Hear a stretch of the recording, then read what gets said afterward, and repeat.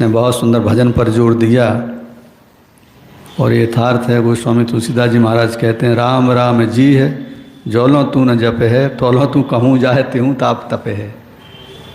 आप महाराज जी यहाँ आ जाएं। भगवान ने भजन पर बहुत सुंदर बल दिया। भजन करना चाहिए, जीवन अमूल्य है, कब श्वास निकल जाए कुछ पता नहीं। इसलिए ये सत्संग भजन के लिए प्रेरित करते हैं। जीवन में सद्गुण सदाचार संपन्न हमारा जीवन हो और साथ ही भजनानंदी संतों का सत्संग करके भगवत प्रेम प्राप्त करना चाहिए। जीवन की सफलता इसी में है। हमारे बीच में परमादरणीय श्री जय किशोर शरण जी महाराज जो कि हमारे सर्वेश्वर मासिक पत्रिका के प्रधान संपादक हैं और खूब भजनानंदी रसोपासना के रहस्य को जानने मानने वाले परम विद्वान से निवेदन करता हूँ कम से कम 20 मिनट में अपने भाव व्यक्त करें आचार्य श्री के चरणों में। श्री राधे श्री राधे। राधा कृष्ण बहम वंदे रस रूपौ रसायनौ वृंदावन निकुंजेषु नित्य लीला समाश्रितौ गौर श्यामो महारम्यो कोटि कंदर्प मोहनो श्री रंगदेवी सेव्य मानो पराभक्ति प्रदायनो। आज महा आनंद भयो भय प्रगट निम्बार्क स्वामी, आनंद कहो न जाई।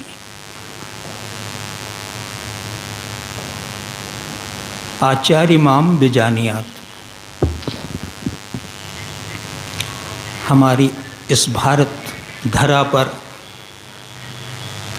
जब जब जैसे जैसे देश काल परिस्थिति के अनुसार हमारे आचार्यों का अवतरण हुआ है, उसी कड़ी में हमारे भगवान निम्बार्काचार्य जी का प्रागट्य भविष्य पुराण सुदर्शनो द्वापरान्ते कृष्ण आज्ञप्तो जनिष्यति इति निम्बादित्य ख्यातो धर्मग्लानि हरिष्यति। निजमत सिद्धांत में वज्रनाभ नृप की नप्रताई तब श्री निवास लीनो सरनाई। निवासाचार्य जी महाराज शंखा अवतार सर्वप्रथम निम्बार भगवान के शिष्य, जिन्होंने निम्बार भगवान ने वेदांत पारिजात सौरभ का ब्रह्मसूत्र अपने भगवान वेद व्यास जी द्वारा रचित ब्रह्मसूत्र का भाष्य वेदांत पारिजात सौरभ, उसी का भाष्य वेदांत कौस्तुभ श्रीनिवासाचार्य जी के द्वारा प्रणीत, उसी में हमारे द्वैत अद्वैत आदि आदि सिद्धांतों का वर्णन किया गया है। सर्वप्रथम तो ऐसे महान स्थल जो आनंद कभी क्षय ही ना हो, ऐसे अखंडानंद पूज्य श्री के आश्रम में यह सब जगह नहीं होता। आनंद तो सभी अपने अपने दृष्टि से लेते हैं, लेकिन यह भावना ही कितनी उदात्त है कि सभी आचार्यों का उत्सव मनाना केवल यहीं पर संभव है। ऐसे पावन स्थल को विराजमान हमारे आराध्य देव पूज्य स्वामी जी महाराज, संचालक श्री शिवानंद जी महाराज और भी हमारे वक्ता श्रोता सभी को वंदन।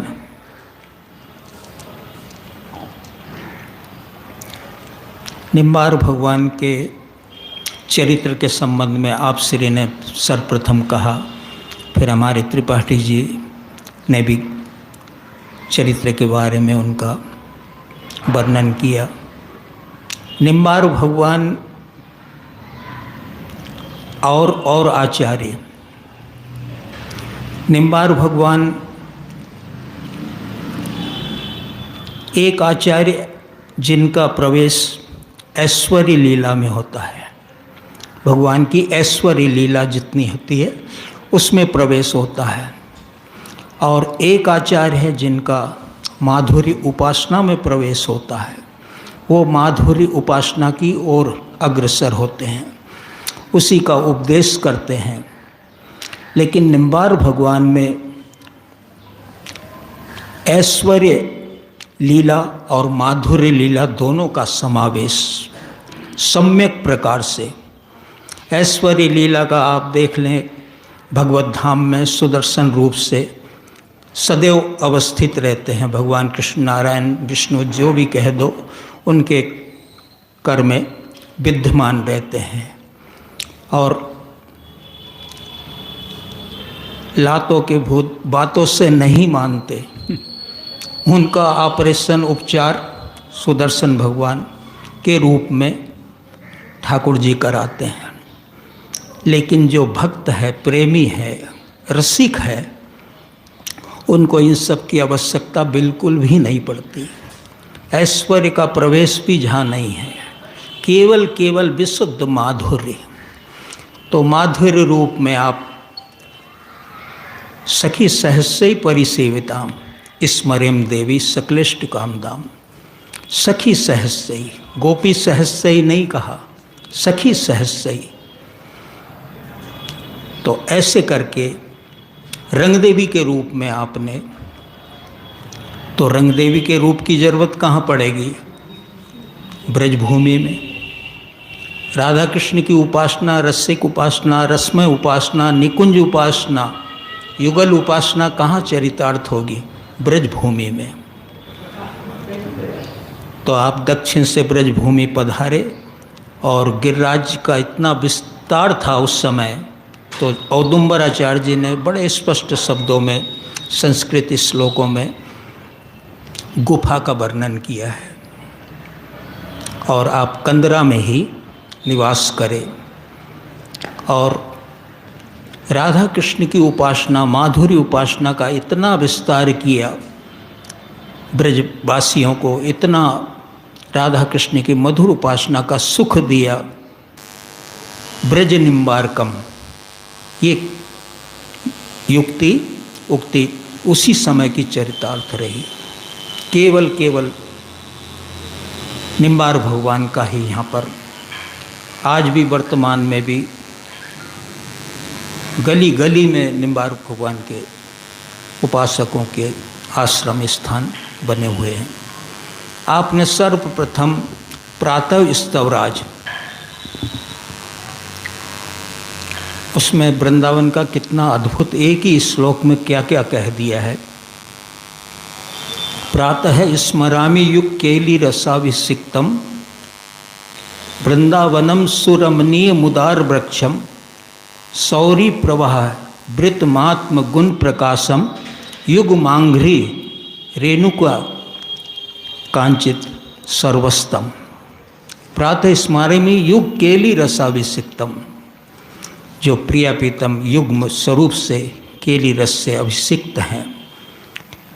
मुदार वृक्षम, डार डार पात पात पर राधे राधे होए, अथवा जो भी है यहाँ पर, क्योंकि वृंदावन के अंतरंग स्वरूप में तो केवल सच्चिदानंद घन के अलावा यहाँ पर कुछ है ही नहीं, और सहचरी तत्व के अलावा यहाँ पर कोई दूसरा तत्व है ही नहीं। मुदार वृक्षम सौरी प्रवाह वृत कंकनाकार सौधार सरिता बहते अति सुरस सिंगार भरिता रंग नाना तरंगे सुपुंजे कमल कुल लुब्ध अलिकरन गुंजे। तो अंतरंग वृंदावन में कंकनाकार सौधार सरिता श्री यमुना का वर्णन है। तो यहाँ पर सौरी प्रभा वृत और रज, प्रियापीतम के चरणों से स्पर्शित रज में ही हम आसन लगाए बैठे हैं। इससे बड़ा और सौभाग्य क्या हो सकता है। पद्म पुराण में कहा, अंग्री रज स्पर्शात कोटि विष्णु प्रजायते।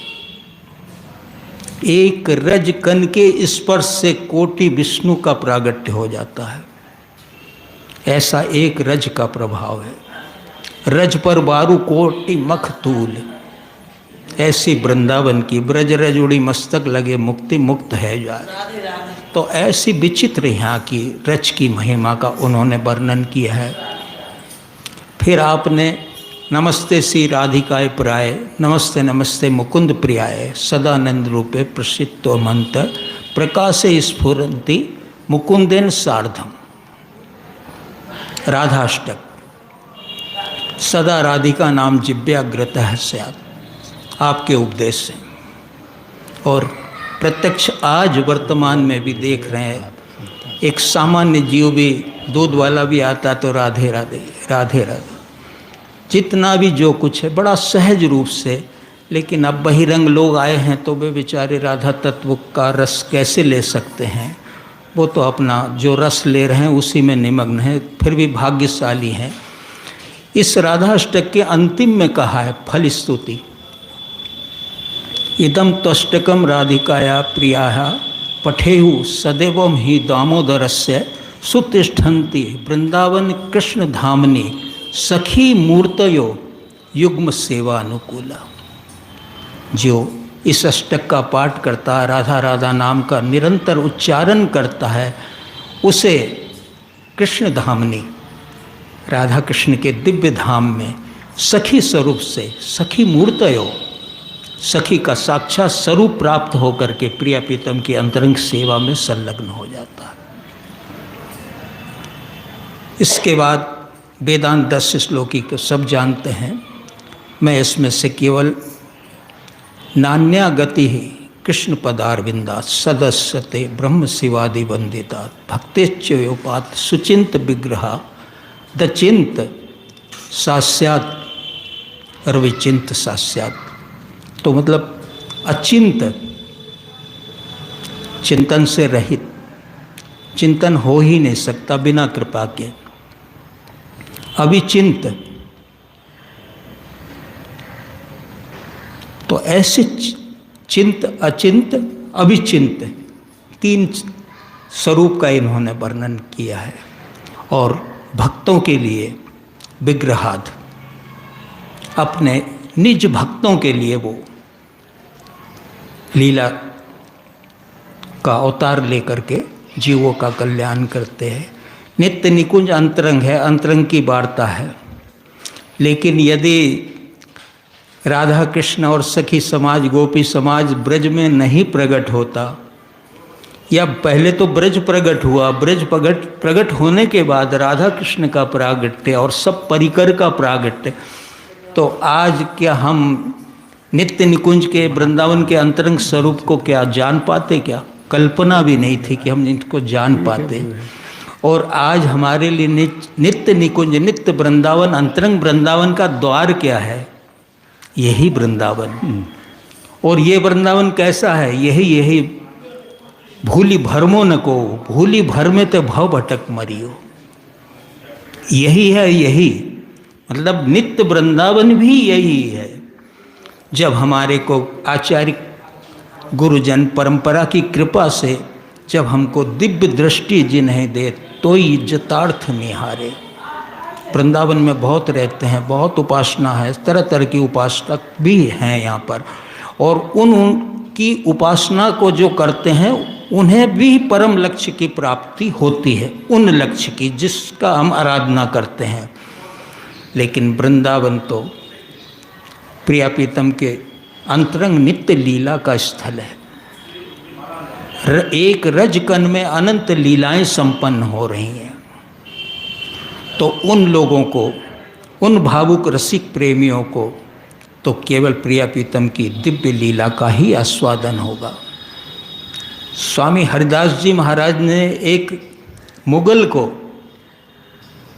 केसी घाट पर दिव्य अंतरंग वृंदावन का दिव्य घाट का दर्शन करा दिया। सेवा करो, सेवा करो। तो उनका जा पहले यमुना जी के दर्शन करिया, और दर्शन करके एक क्षण के लिए उनको दिव्य दृष्टि दे दी।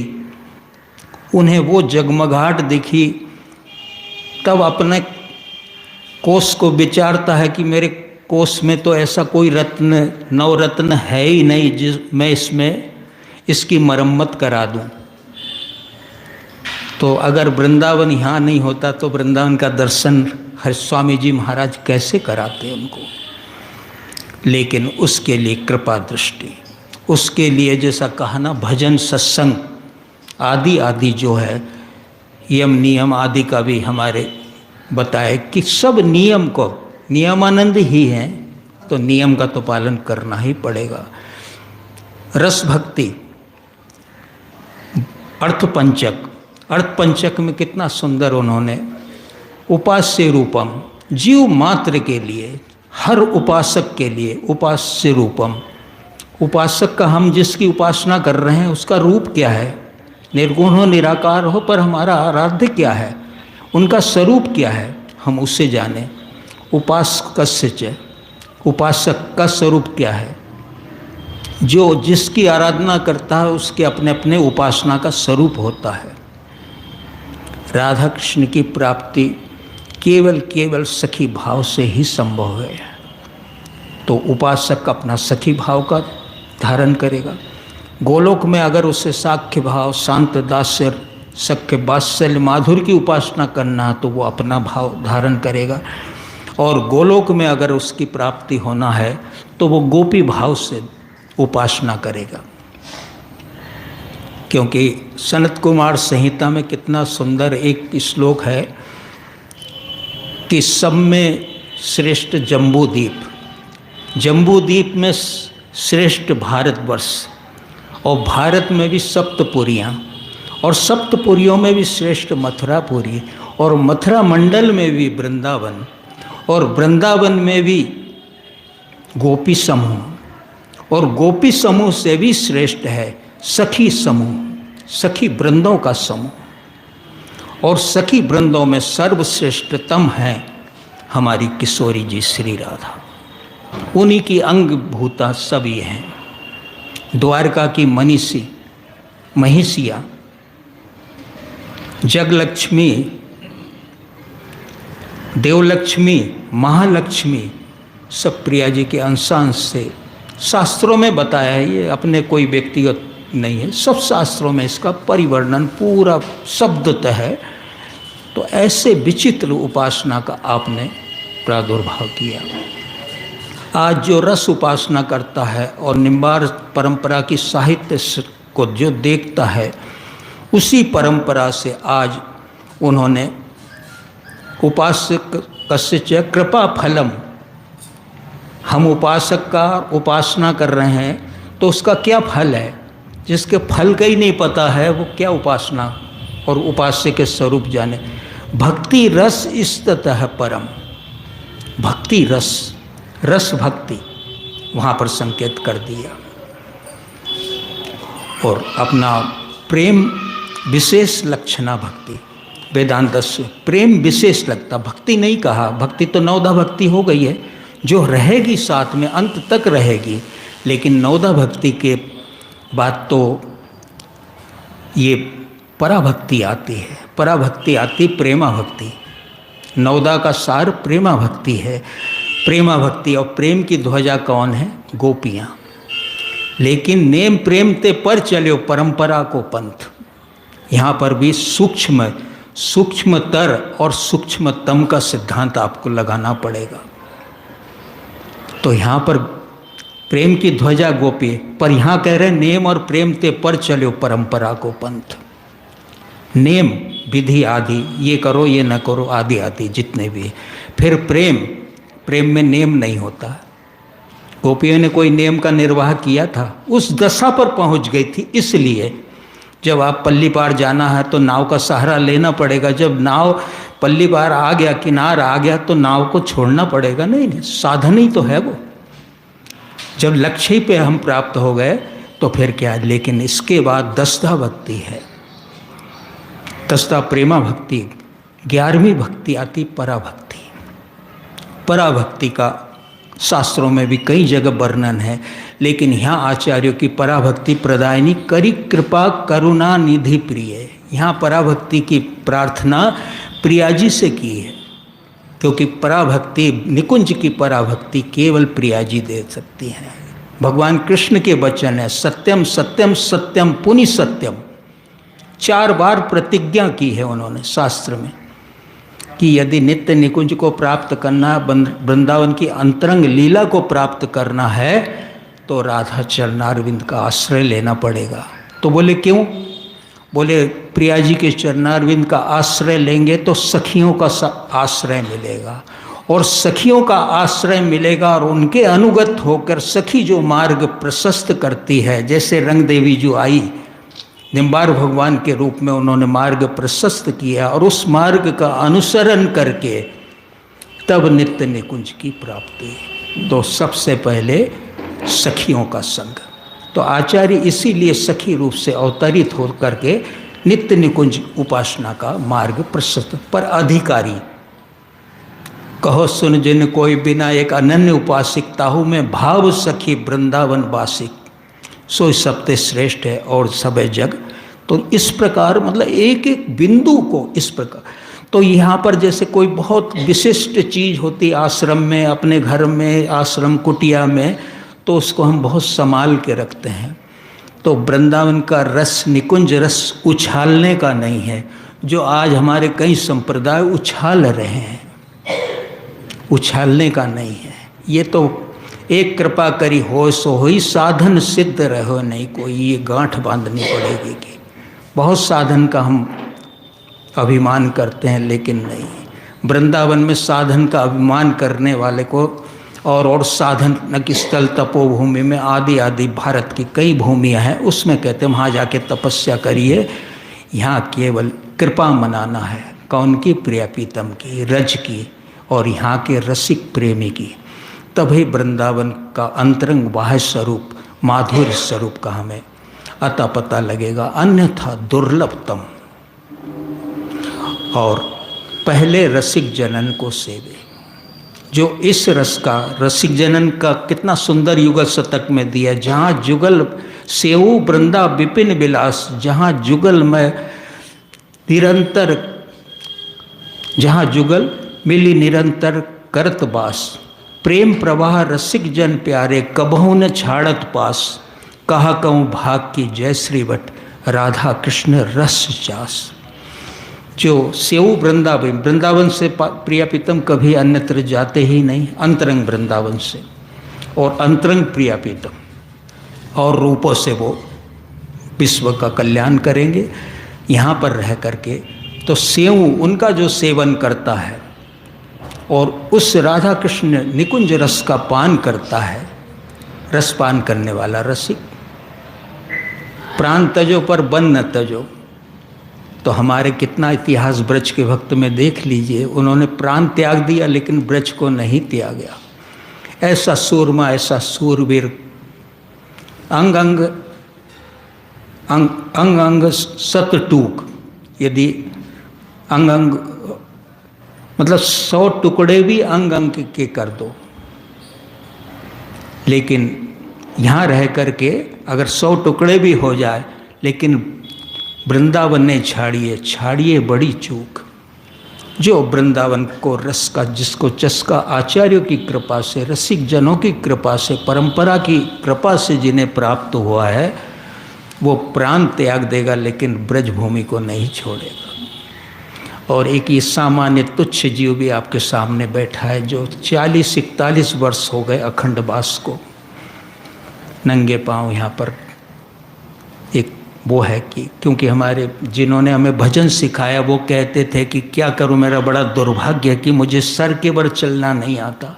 ये तो वृंदावन में पांव के बल चलना चाहिए क्या? कितना ऊंची बात कही थी, पर बाध्यता है, पांव के बल चलना पड़ेगा। तो ऐसे वृंदावन की रच का सेवन, कंकनाकार सौढ़ार सरिता का सेवन आज किस दशा में है वो हम सब जानते हैं, लेकिन अंतरंग यमुना में तो वो ही रस है ना। और यमुना केली रूपिणी जमुना जय श्रीवट, श्री वृंदावन फूल्यो बहुवतिया। क्या रहस्य, क्या दिव्य है। केली रूपिणी जमुना जय श्रीवट, इसी को शास्त्रों में श्लोक में भी कहा है। प्रिया प्रीतम के नित्य विहार से जो प्रसिद्ध बिंदु उदित होता है, नित्य विहार से जो प्रसिद्ध बिंदु उदित होता है, उसी को ललिता जी ने प्रार्थना किया कि ये बिंदु सैया मंदिर में यूं ही समाहित है रहें तो कोई इससे तो एक पावन सरिता बन जावे। और आज पावन सरिता यमुना नहीं बनती तो आज हम इसमें अवगाहन, इसका आनंद आचमन कहाँ से लेते। उस समय की बात, आज जो भी है परिस्थिति, लेकिन यमुना तो प्रिया प्रीतम के नित्य विहार रस है। प्रेमी उसी रस को भाव से ग्रहण करके रसिक्त होता है, रस में सराबोर होता है। अब समय हो ही गया है, केवल एक बात जो आज वर्तमान स्थिति की है, जैसे कहा युग युग में आचार्य प्रकट होते हैं, अवतार प्रकट होते हैं, धर्म ग्लानिम हरिष्यति। उस समय प्रकट हुए थे जब कलयुग के बाद कली का प्रवेश, और जाने के बाद ही जैसे गए कोई विभूति, उसी के बाद उपद्रव चालू हो जाते हैं। आश्रम में देख लो चाहे कहीं भी देख लो, कोई गिद्ध की तरह। तो यहाँ पर भी इसी प्रकार की आज वो दशा होते होते कलयुग का प्रथम चरण चल रहा है। लेकिन आज स्वामी जी से निवेदन करो कि आज हम लोग अपने सनातन के अस्तित्व को बचाने में भी असमर्थ हैं सनातनी, और इसके जिम्मेदार मैं हूँ, आप हैं, लेकिन धर्माचार्य हैं जिन्होंने हमें सनातन धर्म, हिंदू धर्म की कट्टर शिक्षा नहीं दी। ज्ञान ध्यान बहुत चीज़ बहुत सुनाई, बहुत कुछ किया, लेकिन कट्टर हिंदू, कट्टर सनातनी नहीं बना कि हम आज उसके लिए अपने प्राण न्यौछावर कर दें। और एक मौलाना ने एक अनपढ़ बच्चे को, अनपढ़ स्त्री को मानव बम बना के छोड़ दिया, और आज सारे विश्व में राज कर रहे हैं। और इसमें भी कुछ ही समय हम जी पाएंगे और ये गोष्ठियाँ कर पाएंगे।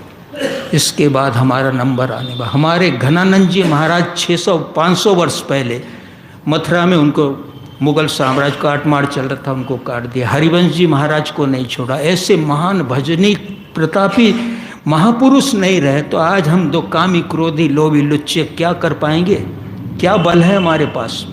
लेकिन आज संगठित होने में भी इतना प्रयास कर रहे हैं हमारे महापुरुष और संस्था बल। आज ये 10-11 वर्ष हमें जो मिल रहा है, ये राम राज्य मिल रहा है, लेकिन इसको भी हम संभाल नहीं पा रहे हैं। इतने कायरता हमारे अंदर छा गई है, हम अपने गोरख धंधाओं में लगे हैं। आज गोष्ठियाँ भी हो तो सबसे पहले गोष्ठियाँ इसी बिंदु पर हो। जो लक्ष्य है वो लक्ष्य है, उस पर रहें, हम अपने उपासना करें, सब करें। तो उपासना से क्या नहीं हो सकता। लेकिन आज जो वर्तमान में देख रहे हैं वो तो बड़ी दयनीय दशा है।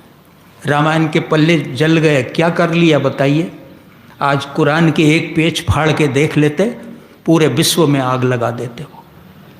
आज हमने उसका क्या कर लिया? गीता पे आक्षेप होता है, हमारे ब्रह्मा जी पे आक्षेप होता है, भगवान कृष्ण राम पर आक्षेप होता है। इसका जवाब देने वाले, इसको उत्तर देने वाले भी, क्योंकि हमारे साथ कोई नहीं है। मुझ पर आपत्ति आएगी तो पड़ोसी वाला नहीं आएगा। इसलिए हम लोग प्रार्थना, अपना उपासना और आचार्यों चरणों से, भगवत चरणों से, महापुरुषों से यही निवेदन करें कि अब अपना समय केवल सनातन हिंदू धर्म की संरक्षणा में ही अपना समय निकाले। नहीं तो हम कोई भी वक्ता श्रोता कोई भी नहीं रहेगा। जैसे इतिहास साक्षी है, अभी बांग्लादेश का इतिहास हमने देख लिया है। तो जय हम कितने कुंभकर्ण की नींद सो रहे हैं, इसके लिए हर व्यक्ति को जागृत होना पड़ेगा। ऐसे अवसर पर मैं पुनः से निम्बार भगवान स्वामी जी के चरणों में, मेरे समक्ष बैठे पूज्य चरणों में, संचालक सभी के चरणों में कोटि कोटि वंदन। विषयांतर नहीं करना चाहता, लेकिन आज तो विषय सामने वही है, सोते खाते उठते बैठते सब, दूसरा कोई विषय नहीं है। और इस विषय से हम अगर नहीं चेते तो जैसे कुछ भी हाथ लगना नहीं, सब झांकी तां धरी रह जाएगी हमारी व्यवस्थाएं। इन्हीं शब्दों के साथ कोटि कोटि वंदन। जय जय श्री राधे। बोलो वृंदावन बिहारी लाल की जय। जगद्गुरु श्री निम्बारकाचार्य भगवान की जय। श्री बांके बिहारी लाल की जय। श्री सद्गुरुदेव भगवान की जय। जय जय श्री राधे श्याम। हर हर महादेव। हमारे परमादरणीय श्री जय किशोर शरण जी महाराज ने बहुत सुंदर उपासना का रहस्य बतलाया। और सच बात तो यही है कि भगवत रसिक रसिक की बातें रसिक बिना कोई समझ सके ना। महापुरुषों के चरण शरण होकर के साधना करने से ही कृपा ठाकुर जी की बरसती है। और हमारे यहाँ आप सब महापुरुष पधारे, बारंबार आप सबको वंदन नमन, भक्तों को अभिनंदन। इस कार्यक्रम का श्रेय हमारे डॉक्टर स्वामी गोविंदानंद सरस्वती महाराज, महंत स्वामी अध्यक्ष श्रवणानंद सरस्वती महाराज को जाता है। महाराज श्री की परंपरा को बड़े सुंदर ढंग से चला रहे हैं। इन दोनों महापुरुषों के चरणों में वंदन। जय श्री राधे, जय श्री कृष्ण। कुछ महापुरुष आ नहीं पाए, कुछ का स्वास्थ्य अचानक खराब हो गया, कोई किन्हीं कारणों से, इसलिए जो है समय हम अधिक ज़्यादा नहीं दे पाए। जितना है ठाकुर जी के चरणों में, आचार्य श्री के चरणों में समर्पित अध्यक्षता तो महाराज जी ने ही की। जय जय श्री राधे श्याम।